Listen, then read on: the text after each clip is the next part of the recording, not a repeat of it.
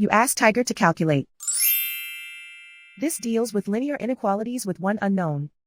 The final result is x equal or greater than 10 over 3 equal or greater than 31 over 3. Let's solve it step by step. Group all constants on the right side of the inequality. Subtract 2 from both sides.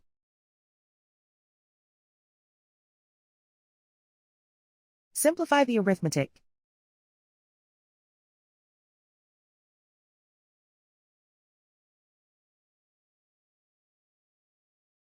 Isolate the x.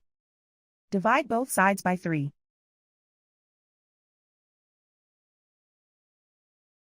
Simplify the fraction.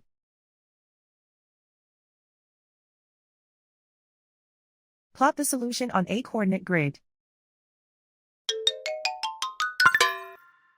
And so the final result is x equal or greater than 10 over 3 equal or greater than 31 over 3.